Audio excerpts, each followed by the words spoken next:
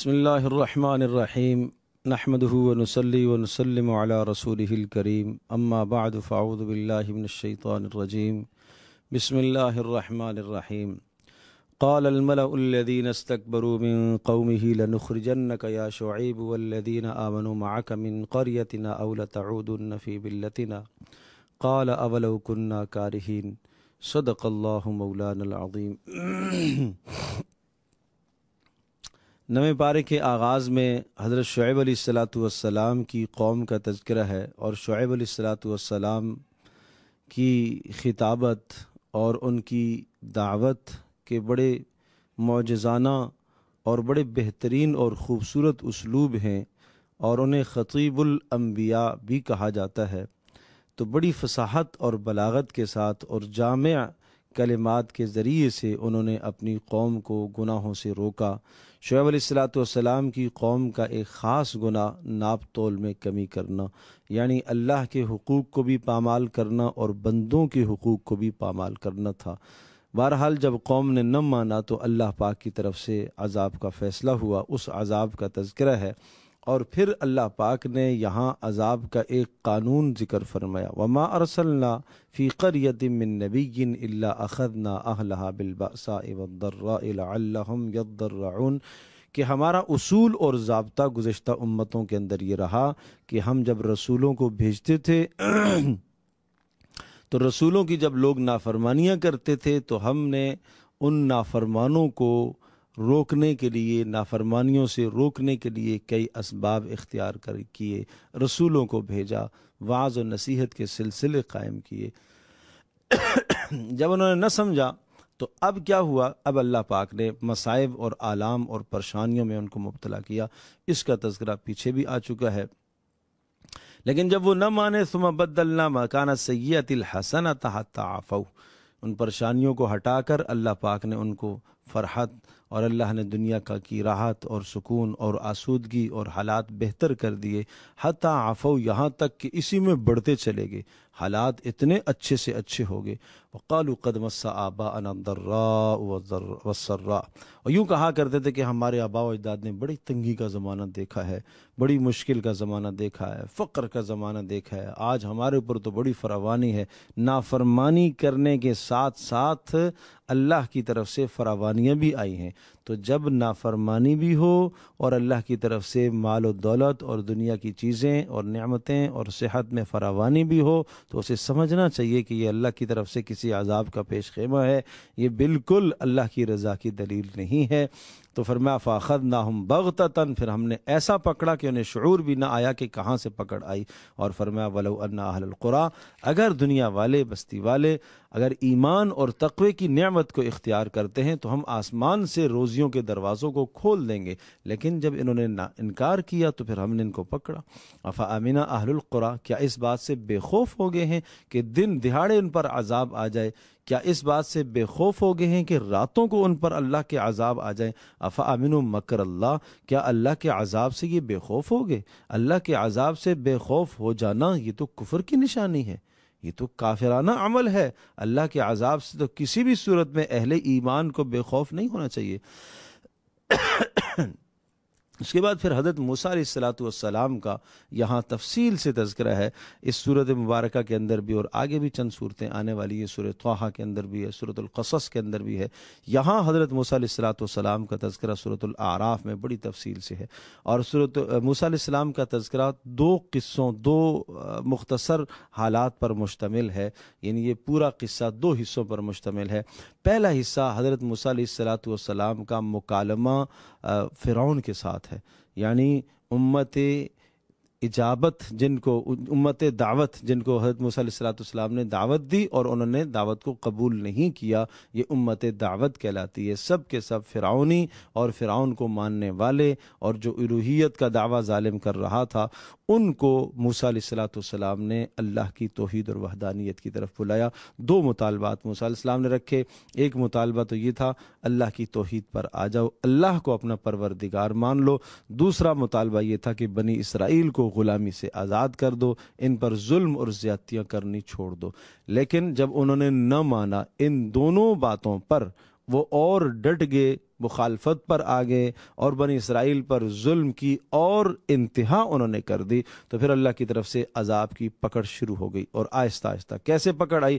پہلے چھوٹے چھوٹے عذاب آئے، فارسلنا علیہم الطوفان، طوفان کا گھروں کے اندر پانی آ گیا، اور موسیٰ علیہ السلام کے پاس دوڑے آئے کہ اے موسیٰ تو دعا کر، اگر اللہ نے اس عذاب کو دور کر دیا تو ہم لنؤمنن لک، ہم تیری بات کو مانیں گے، ولنرسلن معک بنی اسرائیل، اور بنی اسرائیل کو بھی ہم آزاد کر دیں گے۔ لیکن فلما کشفنا عنہم الرجز الی اجل ہم بالغوا، جب اللہ پاک نے فرمایا کہ ہم نے ان سے تکلیف کو ہٹا دیا تو پھر وہ نافرمانی پر اتر آئے۔ پھر کچھ وقت کے بعد پھر دوسرا عذاب آیا، جراد، ٹڈیوں کا عذاب آیا۔ ٹڈیاں اس قدر اللہ نے مسلط کر دی کہ کھیتوں کے کھیت چاٹ کر ختم کر دیے انہوں نے، اور پھر موسیٰ علیہ السلام کے پاس دوڑے، موسیٰ علیہ السلام نے دعا کی، پھر عذاب دور ہوا۔ والقمل، جوؤں کا عذاب، ہر چیز کے اندر، برتنوں کے اندر، گھروں کے سامان کے اندر، کھانا پینا ان کا مشکل ہو گیا، پھر دعا کے لیے موسیٰ علیہ السلام کے پاس پہنچے، موسیٰ کی دعا سے پھر یہ عذاب دور ہوا۔ والضفادع، مینڈگوں کا عذاب، ہر جگہ گھر کے اندر پانی، گلاس، مٹکے، جو بھی پانی پینے کے لیے نکالتے تو اس کے اندر مینڈک ہوتے، کھانے کی چیزوں کے اندر، بستروں کے اندر، گھروں کے اندر، اس قدر زندگی تنگ ہو گئی۔ پھر موسیٰ علیہ السلام کے پاس دوڑے کہ آپ دعا فرمائیں یہ عذاب ٹل جائے، اور موسیٰ علیہ السلام نے دعا کی، عذاب دور ہوا۔ پھر نافرمانی کی، پھر وہی ظلم، پھر وہی زیادتیاں۔ والدم آیات مفصلات، پھر خون کا عذاب آیا، ہر چیز خون، پانی ہاتھ میں گلاس اٹھاتے تو وہ خون بن جاتا۔ اس قسم کے عذابوں سے ان کو گزارا گیا۔ میرے عزیز دوستوں اور بزرگوں، یہ امت مسلموں کو تنبیہ کی جا رہی ہے کہ آج بھی قسم قسم کے عذابوں سے گزارا جاتا ہے۔ کبھی ایک پریشانی آئی، اس سے جان نہیں چھوٹی تو دوسری آئی، اس سے جان نہیں چھوٹی تو تیسری آئی، چوتھی آئی۔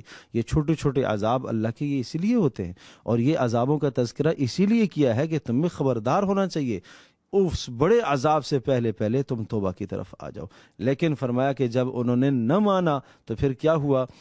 اللہ پاک کی طرف سے عذاب کا فیصلہ، بڑے عذاب کا فیصلہ۔ فانتقمنا منہم فاغرقناہم فی الیم بانہم کذبوا بآیاتنا وکانوا عنہا غافلین، پھر ہم نے ان کو ایسا پکڑا، ان کو ڈبو دیا سمندر میں، اس لیے کہ ہماری آیات کو جھٹلاتے تھے اور تکذیب کرتے تھے اور ہمارے احکام سے غافل تھے۔ تو یہ تو پہلا حصہ ہے موسیٰ علیہ السلام کے قصے کا۔ دوسرا حصہ موسیٰ علیہ السلام کے قصے کا یہ ہے کہ حضرت موسیٰ علیہ السلام کا مکالمہ اپنی قوم کے ساتھ ہے، یعنی بنی اسرائیل کے ساتھ۔ جب فرعون غرق ہو گیا اس کے بعد اللہ پاک نے ان کو تورات عطا فرمائی، ایک مکمل ضابطۂ حیات، نظام زندگی دیا، لیکن ان میں سے بھی کچھ لوگ ایسے تھے کہ جنہوں نے اللہ کی نافرمانیاں کی اور اللہ کے احکام کو پس پش ڈالا، اور اللہ پاک کی طرف سے عذاب کے فیصلے ان پر بھی ہوئے۔ اور پھر جب وہ دین کے اندر حد سے تجاوز کرنے لگے تو پھر اللہ پاک نے فلما نسوا ما ذکروا به انجینا الذین ینہون عن السوء، جنہوں نے گناہوں سے دوسروں کو روکا ان کو تو بچا لیا، وَأَخَذْنَا الَّذِينَ ظَلَمُوا بِعَذَابٍ بَئِيسٍ بِمَا كَانُوا يَفْسُقُونَ، باقیوں کو عذاب میں پکڑا۔ کیا عذاب آیا؟ فَلَمَّا عَتَوْا عَمَّا نُهُوا عَنْهُ قُلْنَا لَهُمْ كُونُوا قِرَدَةً خَاسِئِينَ، اللہ نے خنزیر اور بندر بنا دیے، شکلوں کو اللہ پاک نے مسخ کر دیا۔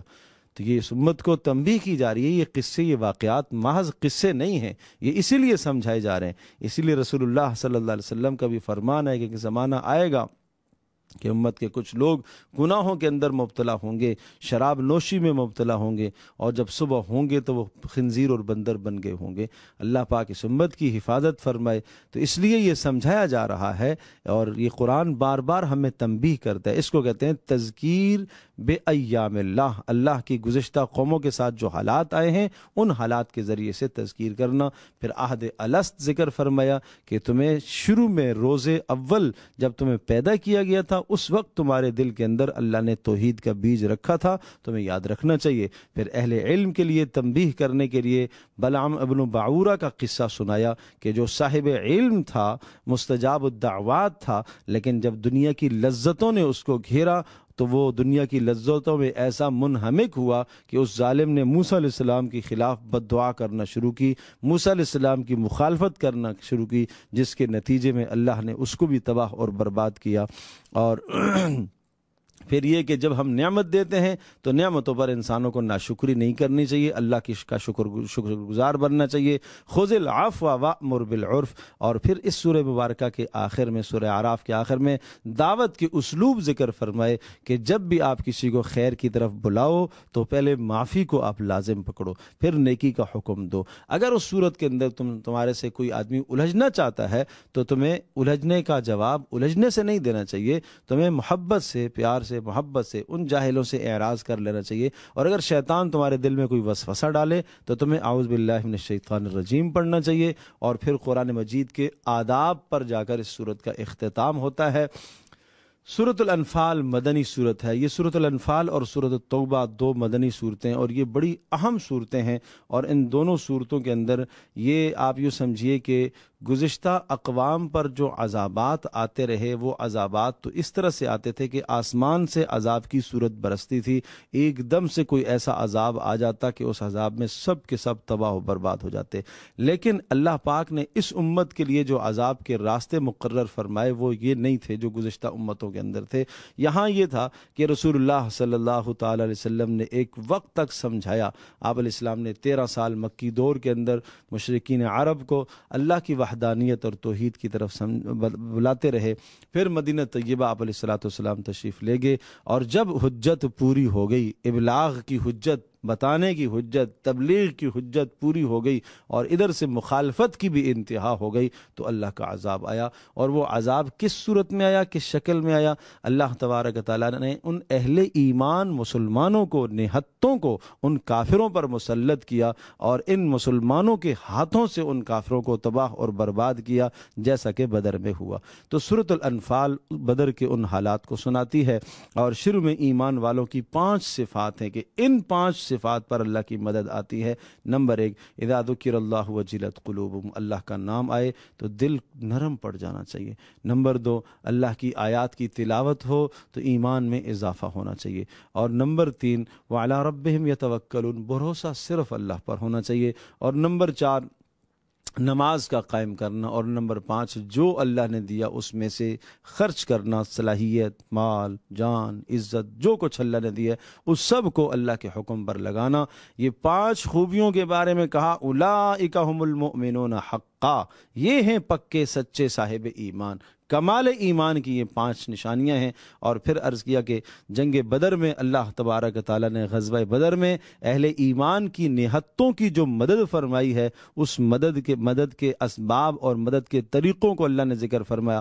ملائکہ کو نازل فرمایا، تھکان تھی، تھکان کو اللہ پاک نے، فوری تھکان کو اللہ نے دور فرما دیا۔ اللہ نے آسمان سے بارش برسا کر ان کی ضروریات کو پورا کیا۔ اللہ نے دلوں کو ثابت قدم رکھا۔ اللہ نے ملائکہ کو حکم دیا کہ وہ بنفس نفیس اور قتال میں اور اس جہاد کے اندر شریک رہے۔ اور پھر فرمایا ذالک بانہم شاقوا اللہ ورسولہ، یہ اللہ نے اہل ایمان کو اہل کفر پر مسلط کر کے جو انہیں عذاب دیا ہے، یہ کیوں دیا ہے؟ اس لیے کہ انہوں نے اللہ اور اس کے رسول کی نافرمانی کی۔ ومن یشاقق اللہ ورسولہ، اور جو بھی اللہ اور اس کے رسول کی نافرمانی کرے گا اس کی ایسے ہی سزا ہوگی، اور اس کی یہی سزا ہوگی۔ ذالکم فذوقوہ وان للکافرین عذاب النار، یہ تو دنیا کا عذاب تھا، آخرت میں ان سے یہی کہا جائے گا کہ بدترین عذاب بھگتو اور چکھو۔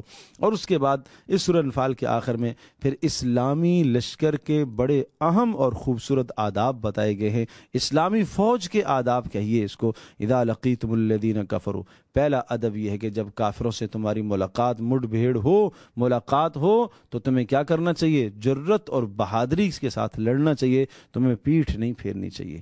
دوسرا ادب یہ سمجھایا فلم تقتلوہم ولکن اللہ قتلہم، اگر تمہیں کامیابی سے ہمکنار اللہ کر دے تو تمہیں سمجھنا چاہیے کہ یہ کامیابی تمہارا کمال نہیں ہے، یہ اللہ کا فضل ہوا ہے، نسبت اللہ کی طرف۔ تم نے ان کو قتل نہیں کیا، اللہ نے قتل کیا۔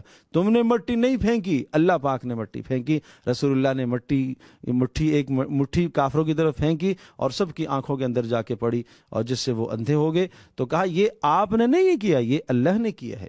تو یہ سمجھایا جا رہا ہے کہ تمہیں نسبت اللہ کی طرف کرنی ہے۔ اور نمبر 3، اطیعوا اللہ و رسولہ، اللہ اور اس کے رسول کی اطاعت۔ اور نمبر 4 استجیبوا للہ، یہ جتنے بھی یا ایھا الذین آمنو ہیں، یا ایھا الذین آمنو یہاں سے ایک اصول ہے، باقاعدہ اسلامی لشکر کے آداب کے اصولوں میں سے ایک اصول ذکر کیا گیا ہے۔ استجیبوا للہ، جب اللہ اور اس کا رسول تمہیں پکارے تو تمہیں فوری پکار پر لبیک کہنا چاہیے، یا ایھا الذین آمنو لا تخونوا اللہ۔ اور نمبر 5 یہ سمجھایا کہ خیانت سے اپنے آپ کو بچاؤ، مال غنیمت میں خیانت سے اپنے آپ کو بچاؤ، ایک ذرہ برابر کسی بھی قسم کی کوئی خیانت نہ کرے، ورنہ تمہارا عذاب آخرت کا عذاب بہت سخت ہے۔ آپ نے صاف صاف فرمایا قیامت میں کوئی آدمی اس طرح سے میرے پاس نہ آئے کہ اس کی گردن میں ایک اونٹ لٹکا ہوا ہو اور وہ مجھ سے سفارش کی درخواست کرے، میں سفارش نہیں کر سکوں گا۔ میں نے تمہیں بتا دی ہے یہ بات۔ کوئی گھوڑا اس کے پاس ہو جو اس نے چرایا ہو، کوئی اس نے قطیفہ، کوئی اس نے چادر چرائی ہو، کوئی کپڑا اس نے چرایا ہو اور وہ میرے پاس سفارش کے لیے میں نہیں کر سکتا، میں نہیں سفارش کر، میں تمہیں الا قد بلغت، میں نے تمہیں بتا دیا ہے، میں نے تمہیں بتا دیا ہے۔ اور یہی حال ہے آج، اگر کوئی کسی کا مال چوری کرتا ہے تو اسے قیامت کے دن حساب دینا ہوگا۔ اور یا ایھا الذین آمنوا ان تتقوا اللہ یجعل لکم، چھٹا ادب یہ سمجھایا کہ تقوی اختیار کرو، گناہوں سے بچو، اللہ پاک تمہیں حق اور باطل میں، صحیح اور غلط میں، درست اور غیر درست میں اللہ پاک تمہیں فرق کرنے کی صلاحیتیں عطا کرے گا، اور اللہ پاک تمہیں کامیابی سے ہمکنار کرے گا۔ اور کافروں کی طرح تمہیں نہیں ہونا چاہیے کہ وہ تکبر اور غرور کی زندگی گزارتے ہیں، نہیں۔ وما کان اللہ لیعذبہم وانت فیہم، اور عذاب سے بچنے کے 2 موانع، 2 رکاوٹیں، اگر یہ 2 چیزیں تمہارے پاس موجود ہیں تو اللہ کا عذاب نہیں آئے گا۔ نمبر 1 وما کان اللہ لیعذبہم وانت فیہم، اے نبی آپ جب تک ہیں اللہ ان کو عذاب نہیں دے گا۔ یہ سوال کرتے تھے، آپ کہتے ہو کہ عذاب آئے گا، عذاب آئے گا، عذاب کیوں نہیں آ رہا؟ تو مکہ میں رسول اللہ صلی اللہ تعالی وسلم موجود تھے، اللہ کا عذاب کیسے آتا؟ اور پھر مکہ سے ان کو نکلوا کر بدر میں لا کے ان کو مارا گیا اور وہاں ان کو قتل کیا گیا۔ اس طرح سے اللہ پاک نے عذاب کا سامان پیدا کیا۔